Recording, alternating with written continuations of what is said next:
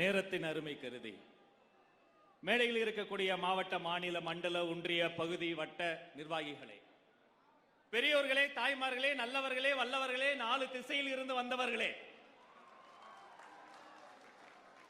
இந்த முழு நிகழ்ச்சியும் என் கண்மணிகள். இந்த கொள்கை குன்றுகள் பேசுவது மக்கள் மனதில் நிற்க வேண்டும் என்பதற்காக அடாத மடையிலும் நின்று கொண்டே கேட்டுக்கொண்டிருக்கக்கூடிய தொண்டர் படையே, எங்க மாவட்ட செயலாளர் சேலத்தின் சிங்கம் அண்ணன் பார்த்திபன் அவர்களே,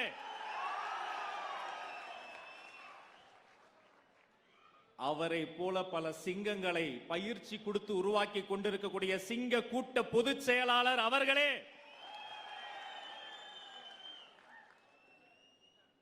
தளபதியின் நெஞ்சில் குடியிருக்கும் தமிழக வெற்றி கழகத்தினுடைய தொண்டர்களை, உங்கள் அத்தனை பேருக்கும் வணக்கம். முதல்ல ஒரு நன்றி. மின்சாரத்தை சிக்கனமா பயன்படுத்தணும், மின்சார கட்டணம் கம்மியா வரணுங்கிறதுக்காக திங்கட்கிழமை, அதுவுமா மண்டே ஒர்க்கிங் டே, இந்த திங்கட்கிழமை முழு நாளும் இபி ஆபீஸை மூடி மின்சார சிக்கனம் செய்த தமிழ்நாடு அரசுக்கு நன்றி.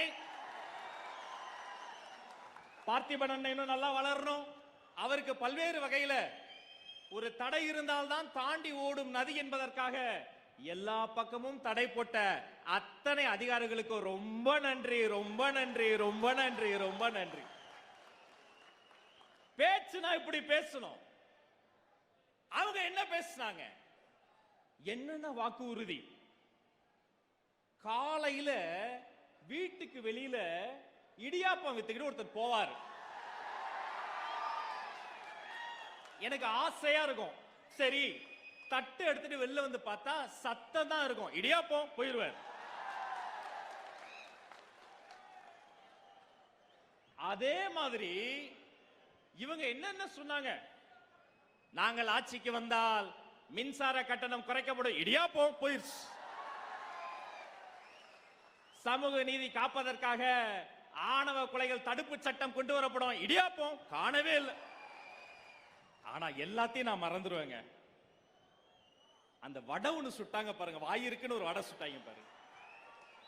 கல்வி கடன் முடித்து வைக்கப்படும், விவசாய கடன் முடித்து வைக்கப்படும், அந்த கடன் முடித்து வைக்கப்படும். இப்படி வாயில வடை சுட்ட திமுக ஆட்சி முடித்து வைக்கப்படும். கொள்கை கூட்டம் தாவேகா சேலம் மண்டலத்துக்குள்ள வந்ததிலிருந்து கண்ணு கலங்குச்சுங்க. திரும்பிய திசையெல்லாம் அந்த தாவேகா கொடி பட்டலை வீசி பறந்து கொண்டிருக்கிறது, பட்டலை வீசி பறந்து கொண்டிருக்கிறது. எந்த கொடி இந்த கொடி? அந்த கொடியில் இருக்கக்கூடிய நிறத்தை பாருங்கள்.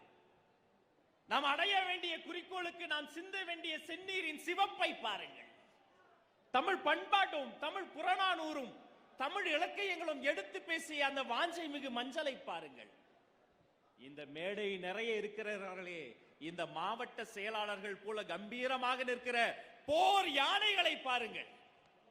அந்த போர் யானைகளுக்கு நடுவே என்ன பூ? சாதாரண பூ கிடையாது. ஆளுங்கட்சி காதுல வைக்கிறாங்களே அந்த பூ கிடையாது.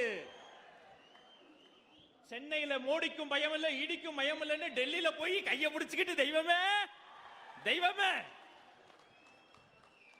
உசிருக்கு அஞ்சாம நெஞ்சை நிமிர்த்தி, வாள் இருக்கும் திசை நோக்கி, யானை வரும் திசை நோக்கி நெஞ்சை நிமிர்த்தி, உயிர் பற்றி துளியும் கவலைப்படாது திக்கெட்டும் திசையட்டும் ஓடிய என் தமிழ் தாத்தன்கள் வெற்றி சூடிய வாகை பூ இருக்கக்கூடிய கொடி. அவ்வளவு ஏன், இன்னைக்கு சேலத்துல இருந்து சொல்றேன், சேலத்துக்கு ஒரு சிறப்பு இருக்குண்ணா. மாம்பழம் மட்டுமா சிறப்பு?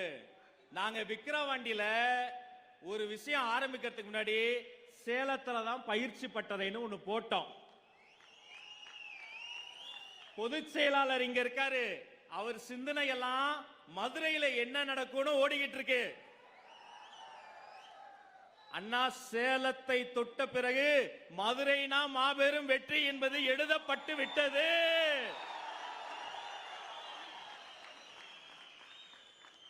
கட்சி தொண்டர்கள் கொடியெடுக்கலாம், குட்டி குட்டி குழந்தைகள், விவசாய பெருமக்கள், விஞ்ஞானம் படிக்கிறவர்கள், அன்பு மாணவர்கள், இளைஞர்கள், தாய்மார்கள், நெஞ்சிற்கிடையே தாய்மார்கள் இருக்காங்க.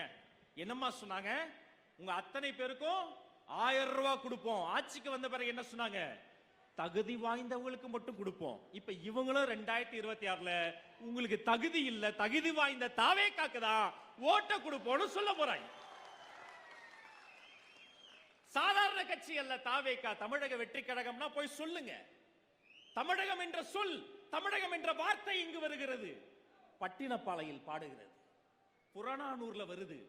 தமிழகம்னா 38 மாவட்டங்கள் முத்தமிட்டு கொண்டிருக்கிற தமிழ்நாடு மட்டுமல்ல, தொட்டுவிடும் தூரத்தில் இருக்கிற தொப்புள்குடி தேசம் ஈழத்தையும் சேர்த்து சொல்கிறோம் தமிழகம்.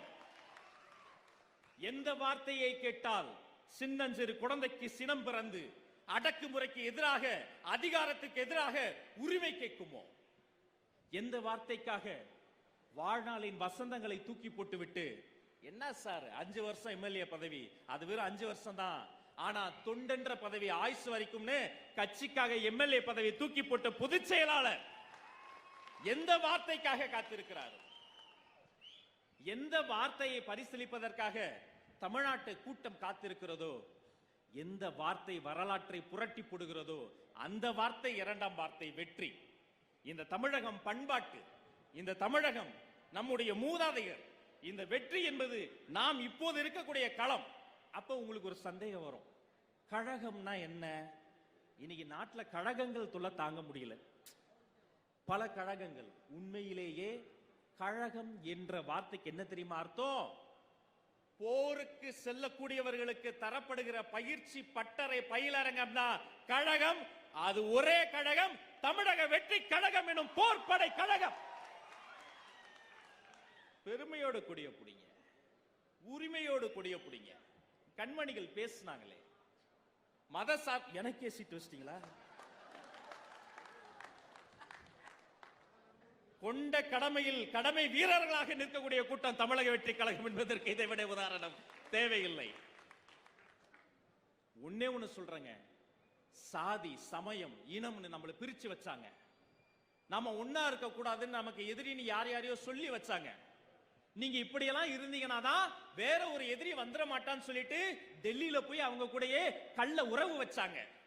நாங்க மட்டும் தான் மொழிப்பற்றில் இருக்கோம், மொழிப்பற்றில் இருக்கோம் மேடைக்கு மேடை பேசிட்டு மொழிப்பற்றல்ல ஒரு குடும்ப பற்றோட அதிகாரத்தை அடகு வச்சாங்க. என் அன்பு சகோதரர்களே, பக்கத்து வீட்டுல பணம் இருக்கு, எதிர் வீட்டுல வாகனம் இருக்கு, அவங்க கிட்ட அது இருக்கு, இவங்க கிட்ட இது இருக்குன்னு சிந்திக்க கூடிய நாம் ஏன் தமிழ்நாட்டு அதிகாரம் ஒரே ஒரு குடும்பத்துக்கிட்ட சிறைப்பட்டு இருக்குன்னு யோசிக்கணும். அதை உடைக்கணும், அதை மாத்தணும். இந்த சிறந்த கொள்கையை வென்றெடுப்பதற்கு யார் வேணும்? யாருடைய பெயரை சொன்னால் தமிழ்நாட்டு தெருக்களில் புழுதி பறந்து புயல் வீசுமோ? யாருடைய பெயரை கேட்டால் மற்ற கட்சிகளினுடைய தலைமை நிலையங்களுக்கு தலை சுற்றுமோ? யாருடைய பெயரை கேட்டால் தமிழ்நாட்டு குழந்தை முதல் தமிழ்நாட்டு தாய்மார்கள் கண்களில் ஆனந்த கண்ணீர் சுரக்குமோ? அந்த பேருக்கும் பெருமைக்கும் சொந்தக்காரர் வெற்றி தலைவர் தளபதி, வெற்றி தலைவர் தளபதி, வெற்றி தலைவர் தளபதி. நான் கர்வத்தோடு சொல்கிறேன், கொள்கை விளக்க பொதுக்கூட்டமான இந்த மண்ணில் நின்று சொல்கிறேன், வந்தாரை வாழ வைக்கும் சேலத்து மண்ணில் இருந்து சொல்கிறேன், இன்னும் தொட்டுவிடும் தூரத்தில் இருக்கக்கூடிய தேர்தலை வென்றெடுத்து மைதானம் நிரம்பி மேம்பாலம் நிரம்பி நேரலையில் உலகம் முழுக்க 196 நாடுகளில் பார்த்து கொண்டிருக்கக்கூடிய தமிழர்களின் மீது, அவர்களின் இல்லங்களிலும் உள்ளங்களிலும் இருக்கக்கூடிய ஒருவனாக சொல்கிறேன், இன்னும் சில காலங்களில், இன்னும் சில மாதங்களில் வெற்றி தலைவர் அன்று அல்ல நாம் கேட்க போகிற குரல் என்ன தெரியுமா? மாண்புமிகு முதலமைச்சர் ஜோசப் விஜய் அவர்களே. அந்த நாள் வரும், அந்நாள்தான் எங்கள் அத்தனை பேருக்கும் 2ஆம் சுதந்திர தினம். அதை அடைவோம். தலைவர் வாழ்க, தளபதி வாழ்க, தமிழக வெற்றி கழகம் வாழ்க வாழ்க வாழ்க. நன்றி, வணக்கம்.